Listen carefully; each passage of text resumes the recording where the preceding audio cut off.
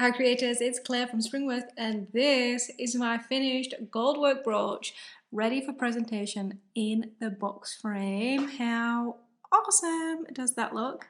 Now let me take this out so you can take a closer look. Here is the brooch, and I'll very briefly just show you there are two safety pins, brooch pins on the back, which should be secure, and it's really nice and firm, like it's not going to be bendy, it's not flexible, so the plastic inside was really good for that. But here is the super close-up of all the incredible details. So proud of this. Now if you've missed part 1 and part 2, head back on the channel to see the outlining and me talking about the design and then filling in each of these elements. That is part 2. So in part 3, I am just going to show you how I turned the embroidery into a brooch and the decisions that went into that and just the general process of getting this to be that finished item. So I love finding different things to do with embroidery. So a brooch, one of my favorite ways, because I can wear this statement piece of embroidery anywhere I go, although it may not be suitable for every occasion. So stick around for part 3, and if you are wondering more about Goldwork, the technique and what Goldwork is, then check out the 2 videos I have when I did the lessons. So I actually only learned to Goldwork in August last year, 2023, so pretty new.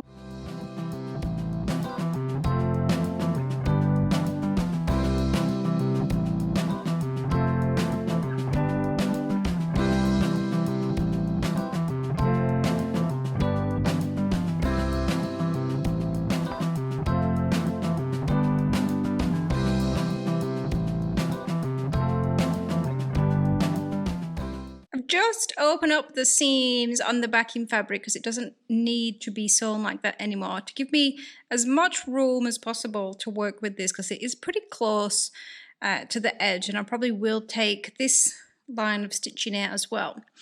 And I've started to work on the rigidity that will hold this, because you know you could fold this, which is not what I want. So I took the original template, which it's not a bad recreation of that, to be honest. Pretty pleased with that. And I traced around that roughly into kind of what shape I think I want the brooch to be. So I came with this, and it will be something along these lines. And I decided I'm going to make the back, the rigidity part, from a leftovers takeaway container lid that we don't need. So I traced that quite carefully onto here, and I cut that out just with regular scissors. So that will become the base, the kind of layer in between. So I'm going to put that into here, and then I will fold this around. And on the back of that, we'll probably stitch something else to give it the back as well, with probably 2 safety pins, one at the top, one at the bottom, because it is quite heavy. This is made from metal wires, metal threads. So now I just have the very scary step of taking out this stitching and cutting into the fabric. I just added a few little holes and popped a stitch through in 4 spots around, just to anchor it so the plastic isn't slipping around, moving around as I am trying to do the stitching.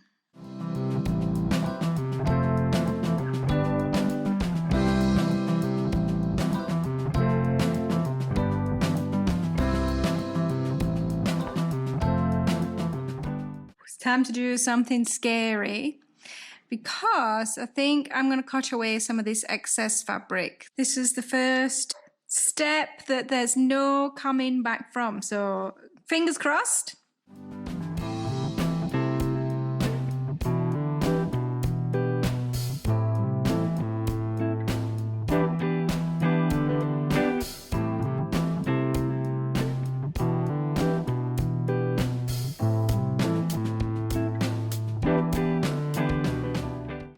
plan then, I'm going to finalize the back, the fabric, the pins, and then I'm going to stitch in a dark green right against the line of the plastic. And then I will trim, and then I will do a blanket stitch in a collar, potentially green, running stitch around. So it's the functional stitch and then the blanket stitch around just to finish the edges off and make it look neat.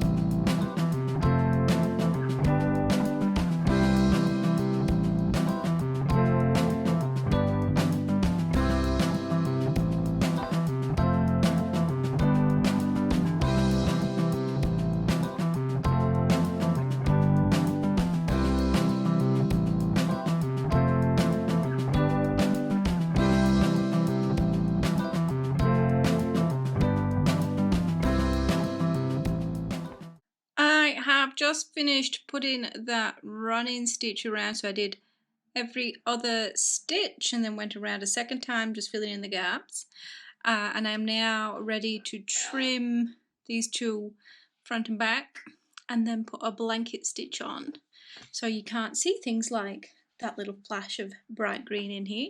I will close them in with probably 1/4 of an inch, maybe 1/2 inch gap. And I did notice when I was completing my running stitches that it's not quite so neat on the back. So there are places where the stitches just don't quite run in a straight line. It's difficult to see, but this will be picked up at competition. So I think I will actually put it in a 3D box frame, because then they'll only be able to judge the beautiful running stitch on the front. And I know, although that seems very minor, I do know that they judge the whole piece. So if I keep the not quite so neat stitches out of sight, like you can see on this corner, they don't quite follow. It goes this direction rather than going around. So I know if I cover those, they won't be judged. So I'll probably put it, like I said, in a 3D box frame, because I'm really proud of the gold work, and that is what I want to take the attention, not the finished stitch around the edge.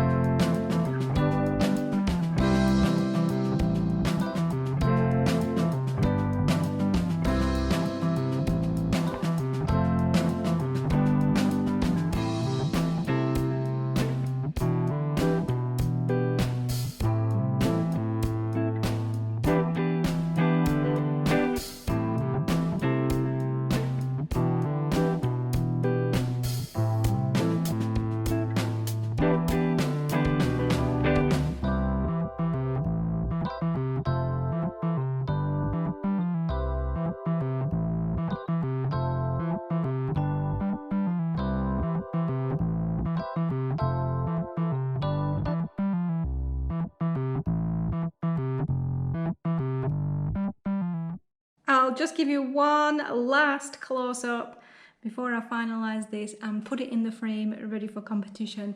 I hope you have enjoyed seeing this piece come into existence from concept to creation, and I will create the next part where this piece goes to competition and the sort of competition there is, because I'm very excited to see other people's gold works.